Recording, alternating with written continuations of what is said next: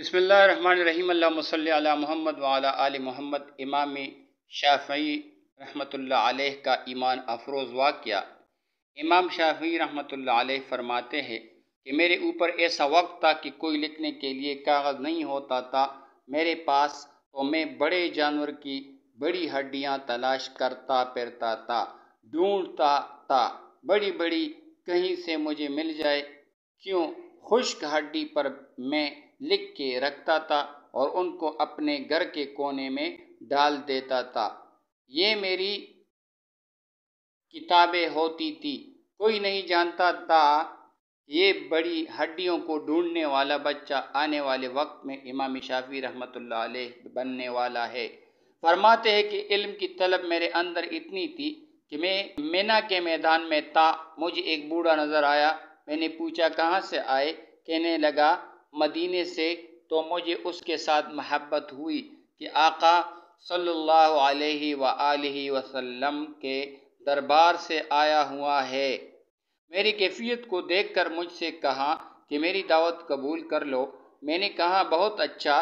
اتنا کہنے کے بعد بڑے میاں نے تیلی کھولی اور اس کے اندر جو ماحضر تھا اسے دسترخوان پر لگا دیا اور میں نے بھی کھانا شروع کر دیا۔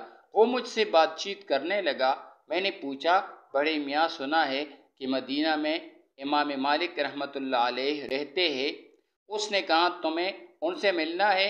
میں نے کہا خواہش تو بڑی ہے، سفر کے وسائل نہیں ہے میرے پاس، بہت لمبا سفر تھا۔ اس زمانے میں اونٹوں سے سفر کرتے تو 2 ہفتے لگا کرتے تھے اور پیدل مہینوں لگتے تھے۔ میں نے کہا کہ سفر کے وسائل نہیں۔ اس نے کہا ایک بندہ ہمارے ساتھ حج میں آیا ہوا تھا، وہ فوت ہو گیا اور اب اس کا اونٹ خالی ہے، اگر تم چاہو تو یہ اونٹ جو کڑا ہے اس پر لے جائیں گے۔ میں نے فوراً ارادہ کر لیا۔ فرماتے ہیں کہ قافلے والوں نے مجھے اپنے ساتھ لے لیا اور میں مکہ مکرمہ سے مدینہ طیبہ 16 دن میں پہنچا اور اس دوران میں نے 16 مرتبہ قرآن مجید مکمل پڑھ لیا۔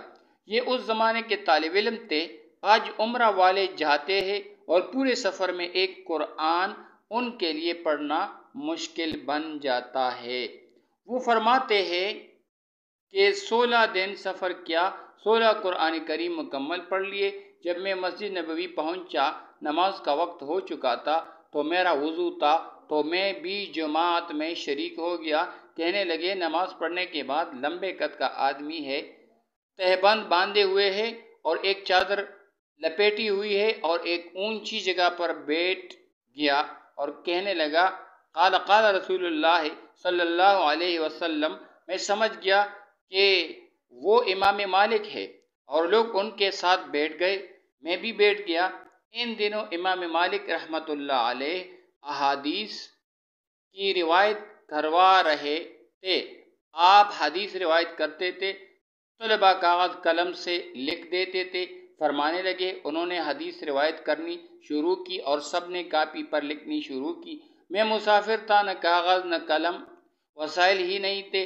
دل میرا بڑا چاہا کاش مجھے بھی ان طلباء سے مشابہت ہو جاتی، میں بھی حدیث کی کتابت کرتا۔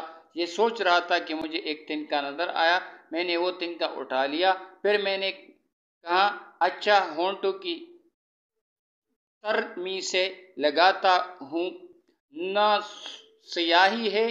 اور جو وہ پڑھ رہے تھے میں اس کو اپنی ہتھیلی پر لکھ رہا تھا، چلو مجھے طلباء کے ساتھ تشبہ حاصل ہو جائے گا۔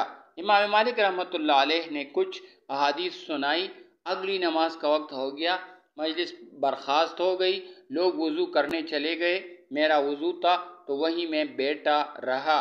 تو امام مالک رحمۃ اللہ علیہ نے مجھے بلایا، نوجوان کہاں سے آئے ہو؟ مکہ مکرمہ سے آیا ہوں۔ یہ تم ہتھیلی پر کیا کر رہے تھے؟ یہ جو آپ احادیث سنا رہے تھے وہ لکھ رہا تھا۔ اپنی ہتھیلی دکھاؤ۔ جب میری ہتھیلی دیکھی تو کچھ بھی لکھا ہوا نہیں تھا۔ وہ کہنے لگے یہ تو حدیث پاک کی شان میں گستاخی ہے کہ تم اس طرح اپنے ہونٹوں کا لغاب لگا کے حدیث پاک لکھتے ہو، یہ تو مناسب نہیں۔ میں نے کہا حضرت میں مسافر ہوں، نہ قلم ہے نہ کاغذ، میں آپ کے شاگردوں کے ساتھ تشبہ حاصل کرنے کے لیے ایسا کر رہا تھا۔ حقیقت میں آپ جو پڑھا رہے تھے میں ان کو اپنے دل پر لکھ رہا تھا۔ کہتے ہیں کہ میرے اس جواب پر بڑے عجیب حیران ہو گئے۔ کہنے لگے اگر تم دل پر لکھ رہے تھے تو سناؤ۔ فرماتے ہیں کہ اس مجلس میں امام مالک رحمۃ اللہ علیہ نے 123 احادیث سنائی تھی۔ میں نے تمام احادیث متن اور روایت کے ساتھ ان کو سنا دی۔ تذکرہ اکابرین، صفحہ نمبر 44۔ ماشاءاللہ، سبحان اللہ و بحمدہ، سبحان اللہ العظیم۔